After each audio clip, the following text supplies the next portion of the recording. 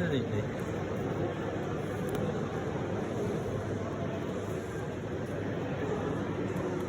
Ooh, spicy. Hey guys, it's Joe here from JoJMS, and today we are at the London Card Society of Great Britain's card show.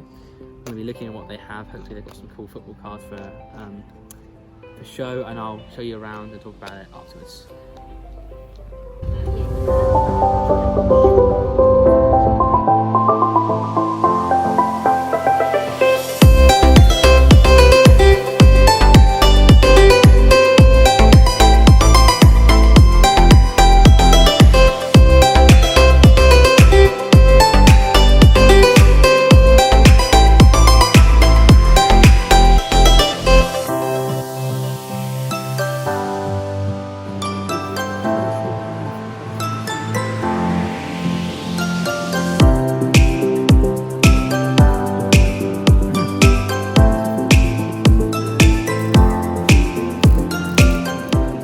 Players that I like at the moment, I can't obviously go for everyone.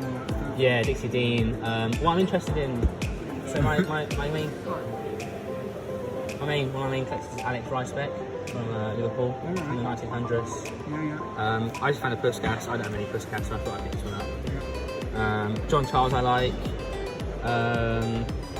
Dixie Dean, Meredith, Bloomer. Although I don't have any Bloomer or Meredith because they're so expensive at the moment. And then Dixie Dean's gone through as well, hasn't he? Yeah, he has. Fortunately, I have some of his. And then Bobby Charlton and Bobby Moore. George Best. George, I can't find George Best for my life. I've got one in the set. The 1964 one. It's The Barrett. Oh, okay, I have that one. Yeah. It's the Barrett one's the really expensive one. Yeah. Well, that set made over £1,000 the other day, didn't it? Yes, it did. I think I might, if I want that card, I might have to pay that as well. I don't think it's going to go down.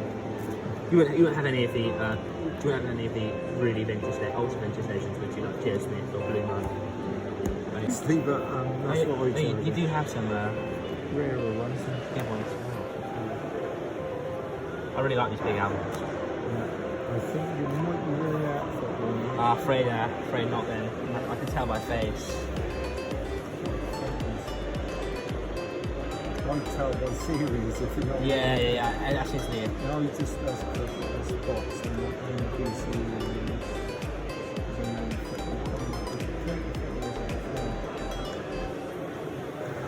How's business been for you? Not too today? bad, but it's a bit expensive for us coming. Yeah. So as you can see guys, this was a different card show to what you might have normally seen on YouTube. It was full of vintage collectors who collected cigarette cards from all different types of sets and types of cards really. And basically you'd go around the stalls looking at all the different binders of cigarette cards. You'd pick out the football ones in my case, and you'd go through the album set by set, maybe pick out the players you wanted or the sets you wanted. And it was a really cool experience actually. The collectors were different to what you would expect. They were older and they were more knowledgeable about specific areas of the vintage hobby. And so what I did is I went around and looked for the players that I'm interested in and the cards I'm interested in, and picked those out of the binders, and obviously negotiated a deal for those, which we'll see in the second part of the video.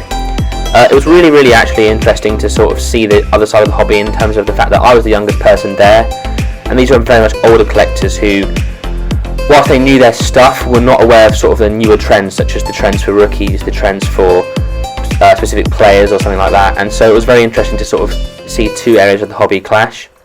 I really enjoyed going through the albums, as you can see here, and looking through everything there was to see. There was so much that I couldn't get through it all in the day that I was there for. But I'd really encourage anyone who wants to sort of do something like this to go to the next one. I will let you know the details when I have those. And all in all, it was a really fun experience, and one that I definitely think is a UK sort of specific type experience, a very vintage and original traditional experience. I had great fun, and I hope you enjoyed the video so far. Now I'll take you on to my pickups.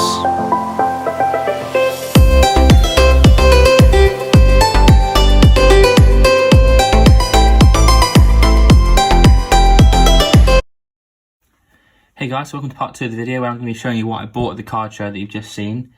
As you can probably guess, it's going to be a lot of vintage, and just as a word of warning, I bought a lot, but there was so much more I could have bought if I had more time. There was not enough time to go through all the albums that you saw in that part 1 of the video, I mean, there was literally albums upon albums upon albums of cigarette cards, and I could have picked out loads more cards, but in the time that I had, because I was only in Salisbury for the day, these are the ones I got, and I think I did all right. So let me know what you think of these pickups, and I'll take you through them now. And I mean, I did get some amazing stuff. So firstly, we got a Robert Crompton. Now, I'm not sure if this is his rookie, but I think it could be. It's from 1906, and it's from an Ogden set. It's the one where they don't have their name, they have the club, and that's the why you know it's from 1906. And he's got a quality tash there, hasn't he? So that's Robert Crompton. If you don't know who Robert Crompton is, Google him. He is a England and Blackburn legend who played, I think he was the most capped player for England until Billy Wright. This is Puskas, obviously. This is from the 1958 Kane International Football Stars. And it's not in amazing condition, but I got it for £2. So can't go wrong with Puskas for £2. And the Robert Crompton was, I think, £3. Next up, we have Bobby Moore. This is from slightly later, from 64 or 65, I think, but it's a beautiful card. Barrett, obviously, who are exceptional when it comes to cards. And this, again, was like £3. So I picked this one up. We got some Stanley Matthews here. So we've got one Wills Matthews there. And another one from 35 and 38 or 9. We have a McGrory, who you will have seen me buy his rookie in a previous mail day. I've started to come to terms with the fact that I actually really like this guy more and more, so I'm going to be picking up as many cards of his as I could. So I picked out all the ones I saw when I was looking through the binders. There's a couple of more Churchman's Matthews, which were like 30p or something, which is mental.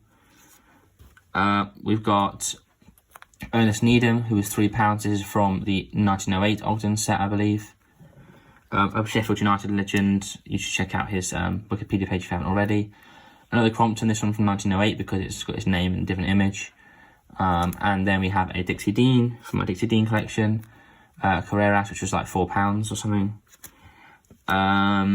Two Gordon Banks rookies.